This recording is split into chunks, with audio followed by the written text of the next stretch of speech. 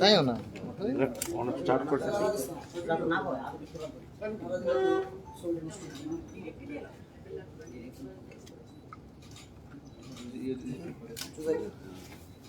চারটা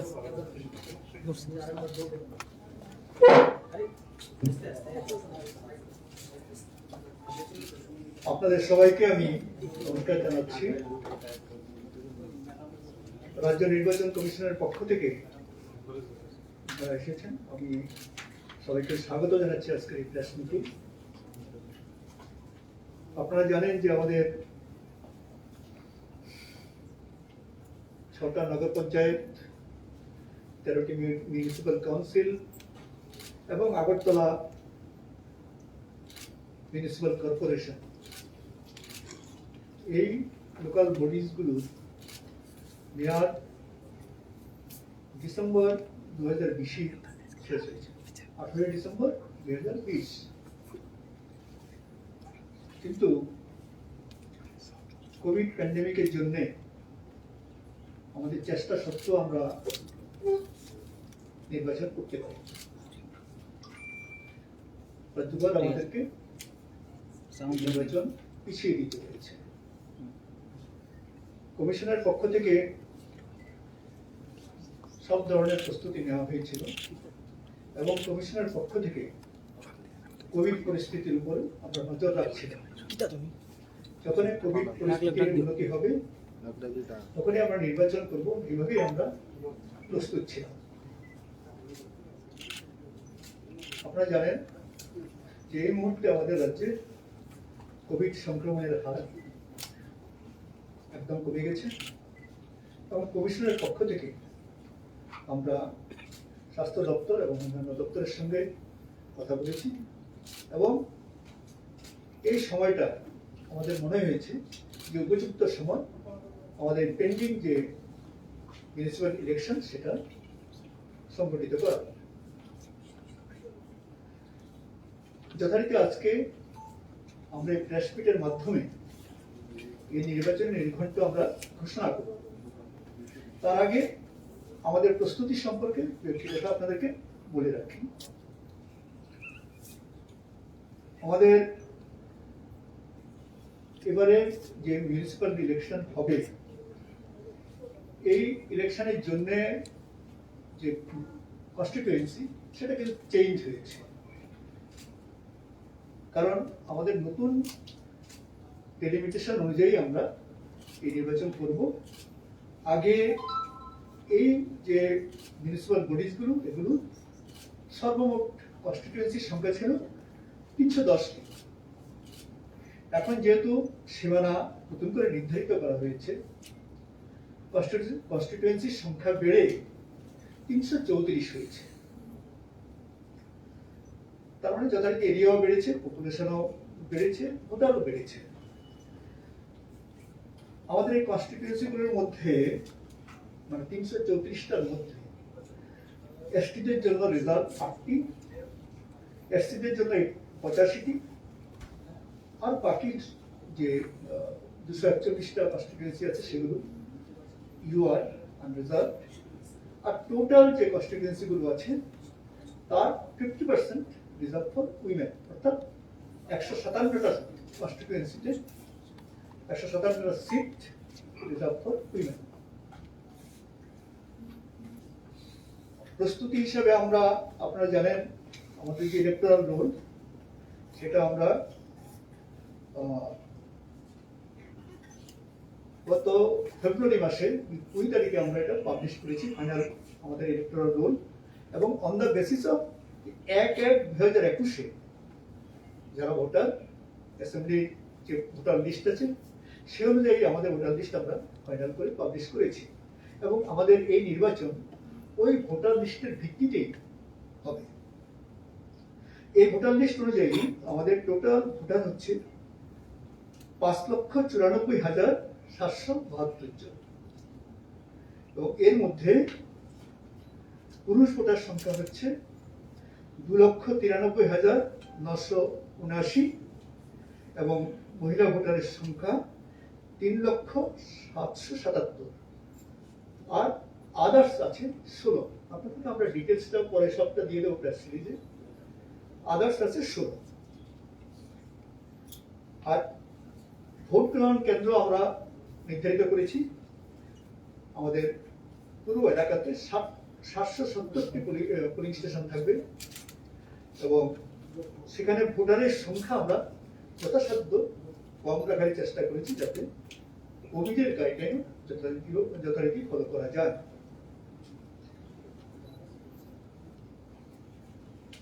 আমরা political party যারা আছেন, রিকগনাইজড পলিটিক্যাল পার্টিস রাজ্যে, ওনাদের সঙ্গে আমাদের ইন্টারাকশন হয়েছে, ওনাদের অ্যাডভাইস সাজেশন আমরা নোট করেছি এবং আমরা ওনাদের সাপোর্ট এবং কোঅপারেশন চেয়েছি।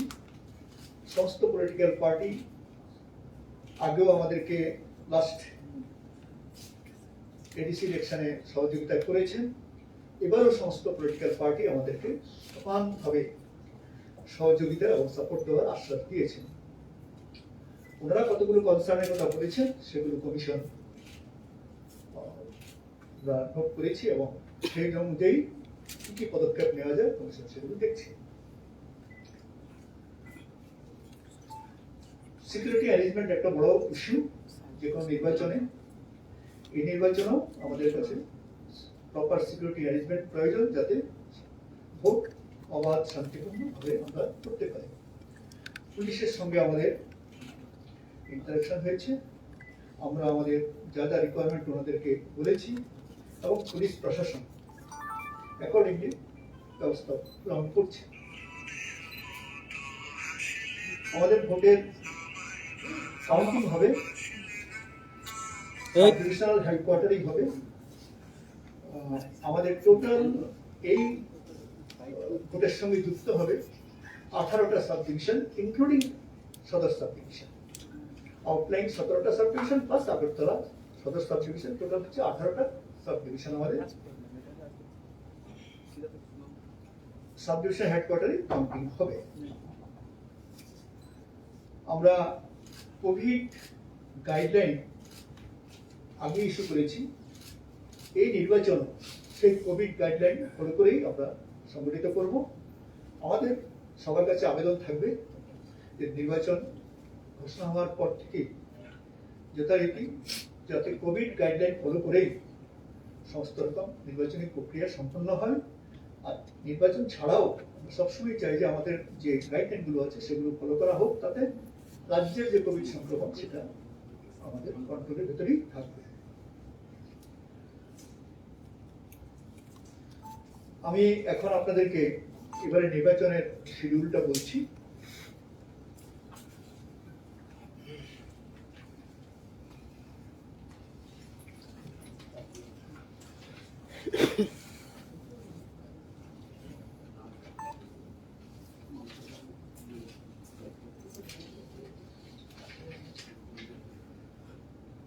শিডিউল অফ ইলেকশন হবে এরকম।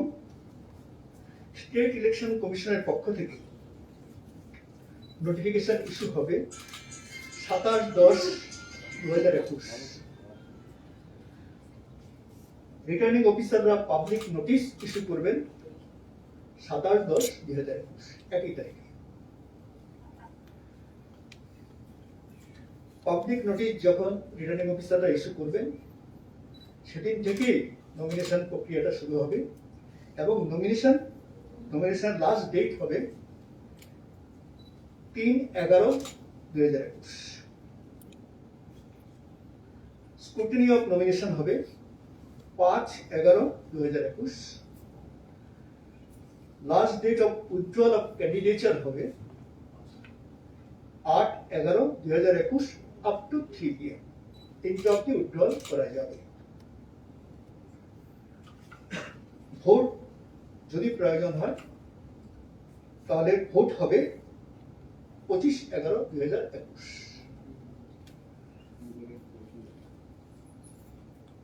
ভোটের সময়টা হবে সকাল 7টা থেকে বিকেল 4টা। কোনো রিপোল যদি করতে হয় অর্থাৎ ফ্রেশ পোল সেটার জন্য আমরা নির্ধারিত করেছি 27/11/2021। ভোটের কাউন্টিং হবে 28/11/2021 এবং কাউন্টিং শুরু হবে সকাল 8টা থেকে। এই ইলেকশন প্রসেসটা পুরো শেষ হবে 4/12/2021 মধ্যে। আমরা এই ডেটটা আউটার লিমিট রেখেছি। আমাদের এই অ্যানাউন্সমেন্টের সাথে সাথে মডেল কোড অফ কন্ডাক্ট লাগু হয়ে যাবে, চালু হয়ে যাবে।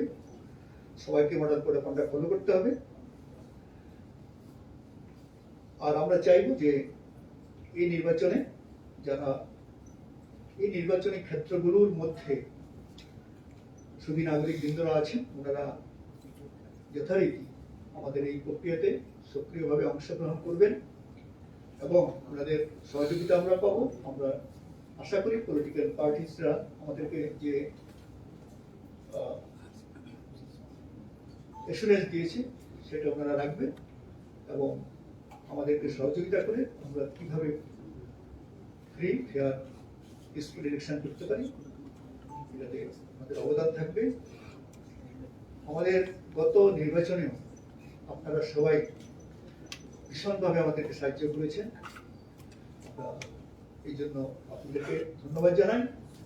আমরা আশা করব যে প্রিন্ট, ইলেকট্রনিক এবং আদার মিডিয়া যারা আছেন আপনারা আমাদেরকে সমানভাবে এই নির্বাচনেও সহযোগিতা করবেন, যাতে সবাই মিলে আমরা একটা উৎসবের মেজাজে এই নির্বাচন সংগঠিত করতে পারি। ধন্যবাদ। আমাদের প্রেসিডেন্টটা আমরা ইলেকশনের লিগ ঘন্টাটা একটু আমাদেরকে ইংলিশে বলে দিলে বেটার হবে। স্যার, গতকালকে যে রাজনৈতিক দলগুলোর প্রতিনিধিরা আপনার বৈঠকে অংশ নিয়েছেন, তাদের তরফে কোন কোন বিষয়গুলো গুরুত্ব দিয়ে কমিশন কোন কোন বিষয়গুলোকে গ্রহণ করেছে? তারা তো সাংবাদিকদের মুখোমুখি হয়ে কথা বলেছিলেন। আপনারা তাদের কোন কোন বিষয়গুলোকে আপনারা গ্রহণ করেছেন কিংবা কার্যকর করেছেন?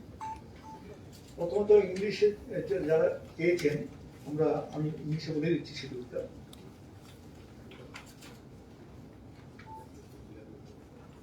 Taking into consideration of all relevant factors like COVID situation, major festivals, prevailing law and order situation, the Commission has decided the following schedule for conduct of the general election to the municipalities 2021. Schedule of election is issue of notification by the State Election Commission 27/10/2021, issue of public notice by the returning officers 27/10/2021, last date for making nominations 3rd November 2021, date for the scrutiny of nominations 5th November 2021, last date of withdrawal of candidatures 8/11/2021 up to 3 p.m. Date on which poll shall if necessary be taken 25th November 2021. Hours of commencement and close of poll 7 a.m. to 4 p.m. Date of fresh poll if necessary 27th November 2021.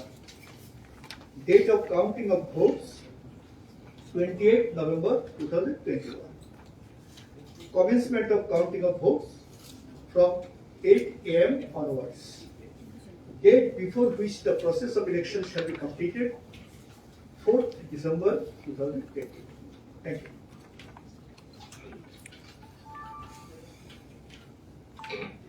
আপনাদের জন্য একটু মিষ্টি মুখের ব্যবস্থা আছে, please take it. আপনি যে প্রশ্নটা করেছেন, পলিটিক্যাল পার্টিসরা আমাদের এখানে মিটিং করে তো আপনাদের সঙ্গে আমার কথাও বলেছি, আমরা মিডিয়াতে দেখেছি। তো ওনারা প্রথমত সহযোগিতার আশ্রয় দিয়েছেন। সিকিউরিটি পয়েন্ট অফ ভিউতে ওনারা বলেছেন যে প্রপার সিকিউরিটি রাজ্যে মানে এনভায়রনমেন্ট যাতে প্রপারলি থাকে এবং যারা ক্যান্ডিডেট তারা নির্ভয়ে যাতে নমিনেশন জমা দিতে পারেন এবং নমিনেশন জমাতে যাতে কোনো বাধা বিঘ্ন সৃষ্টি না হয় ইত্যাদি ইত্যাদি অনেকগুলো পয়েন্ট বলেছেন। তো আমরা যথারীতি সেগুলো খতিয়ে দেখছি এবং যেখানে যেখানে যে ধরনের পদক্ষেপ গ্রহণ করা উচিত আমরা নিশ্চয়ই সে ধরনের পদক্ষেপ গ্রহণ করব। আচ্ছা, টেলিমেডিসিনের কারণে কোন কোন মিউনিসিপ্যাল কাউন্সিল মানে যে আসনগুলি বেড়েছে সেগুলি কোনগুলি? আচ্ছা, এটা ডিটেলসটা তো এই মুহূর্তে আমি আনিনি। এটা অ্যাকচুয়ালি এটা পরে আরবান ডেভেলপমেন্ট ডিপার্টমেন্ট পরে আমাদেরকে ফাইনাল দিয়ে দেয়। এটা আপনাদের যদি প্রয়োজন হয় আমাদের কমিশন থেকে আপনারা নিয়ে নিতে পারবেন, নিশ্চয়ই আমাদের কাছে, অথবা আরবান থেকে নিতে পারবেন, কোনো অসুবিধা নেই, কপি ওদের কাছে আছে। স্যার, এই ইলেকশনে কি বিশেষ কোনো ব্যবস্থা থাকছে, যেমন ধরুন ওয়েবকাস্টিং বা সিসিটিভি? আমরা ভিডিওগ্রাফি করব এবং তার জন্য যথারীতি বলা আছে আমরা ভিডিওগ্রাফি করব যে যেগুলো ক্রিটিক্যাল ইভেন্টস আছে। ক্রিটিক্যাল ইভেন্টস বলতে আমাদের এখন চলছে first level checking of EVMs, এটা আমরা ভিডিওগ্রাফি করছি। ঠিক একই সঙ্গে আমাদের নমিনেশন প্রসেসটা পুরোটা ভিডিওগ্রাফি হবে, আমাদের কাউন্টিং ভিডিওগ্রাফি হবে, এগুলোকে সবগুলো আমরা ভিডিওগ্রাফি অর্ডার করে দিচ্ছি। ভোটটা কি ভিডিওগ্রাফি হবে? ভোট ভিডিওগ্রাফি হয় না, না, ভোটের ভেতরে ভিডিওগ্রাফি হয় না, কেন অ্যাসেম্বলি তো হয়েছে, webcasting, that is announce thing, it is announce thing, webcasting. সেটা হবে কিনা? ওয়েবকাস্টিং হবে না, অ্যাসেম্বলির সময় ওয়েবকাস্টিং যেখানে ছিল না সেখানে ভিডিওগ্রাফি ছিল। এটা কনসিডারেশন, আমাদের কনসিডারেশন এভারেবিলিটির উপর নির্ভর করবে। এখন পর্যন্ত আমাদের ডিসিশনটা সেটা আমরা করিনি। মোস্ট প্রবাবলি এটা যদি অ্যাভেলেবিলিটি হয় এবং যদি এটা আমাদের পক্ষে করা সম্ভব হয় তাহলে আমরা এটাতে যাবো, আদারওয়াইজ আমরা এটা অনলাইনে আবেদন করার আচ্ছা, আমাদের নমিনেশন পেপার অনলাইন আমাদের ওয়েবসাইটে পাওয়া যাবে এবং এটা ডাউনলোড করা যাবে। ডাউনলোড করে ওনারা ফিল আপ করে কিন্তু ইন পার্সন জমা দিবে, অনলাইন সাবমিট করা যাবে। আরেকটা বিষয় হচ্ছে মডেল কোড অফ কন্ডাক্টটা তো শুধু 18টা সাবডিভিশন থাকে। আমাদের যে নির্বাচনী এলাকা যেটা আছে এর মধ্যে মধ্যে পুরো কন্ট্যাক্টটা তাহলে রাজনৈতিক দলের তরফে দুটো গুরুত্বপূর্ণ দাবি গতকালকে একটি রাজনৈতিক দল বাদ দিয়ে বাকি সবার তরফে করা হয়েছিল অনলাইনে মনোনয়নপত্র জমা দেওয়া যায় একটি, অন্যদিকে নিরাপত্তা ব্যবস্থাকে জোরদার করার কথা বলা হয়েছিল। তবে দুটোর মধ্যে কি একটিকে আপনারা গ্রহণ করেন? না, গ্রহণ করে এই কথাটা ঠিক না। কারণ প্রথমত হচ্ছে সিকিউরিটি অ্যারেঞ্জমেন্ট এবং অন্যান্য যে কনসার্ন ওনারা করেছেন সেটা আমরা দেখছি। কারণ আজকে তো অ্যানাউন্সমেন্ট হলো, কি ধরনের কনসার্ন হয়, কি ধরনের পরিস্থিতি হয় তার উপর আমরা আর্ট কর্পোরেশনের সঙ্গে কথা বলে ব্যবস্থা নেব। গেল এক। 2 নম্বর হচ্ছে যে ইয়ের ব্যাপারে বলেছেন, অনলাইন সাবমিশনের ব্যাপারে, এটা আমার মনে হয় না যে আমাদের পক্ষে এক্ষুনি এটা করা সম্ভব, কারণ আইনেও সেটা লেখা নেই। আইনে বলা আছে ইন পার্সন গিয়ে আইন পরিবর্তন করতে হবে, তারপরে এটা কিভাবে করা যাবে সেটা বিভিন্ন দিক রয়ে গেছে, লিগ্যাল দিক রয়ে গেছে। এর আগে দেখা গেছে আপনারা যখন মনোনয়নপত্র গ্রহণ করেন আপনাদের অফিসিয়ালি চত্বরে নিরাপত্তা ব্যবস্থা স্বাভাবিক থাকে, সেখানে কোনো ধরনের অপ্রীতিকর ঘটনা ঘটেনি, কিন্তু যখন আপনাদের ওই সংশ্লিষ্ট আরো অফিসগুলো থেকে 100 মিটার দূরে সেখানে সমাজদ্রোহীদের আনাগোনা বাধা দেওয়া, এটা একটা মানে ঘটেছে, এটা আপনারা স্বীকার করেন বা না? আসলে এটা আপনাদের বিষয় ঘটেছে, সে 2019 সালে ঘটেছে, তারপরও লোকসভা বা অন্য নির্বাচন ঘটেছে, আপনাদের নিয়ন্ত্রণে যে ইলেকশন হয়েছিল সেই সময় ঘটেছে। তো এই ক্ষেত্রে আপনারা প্রার্থীর নিরাপত্তা কিভাবে দেন?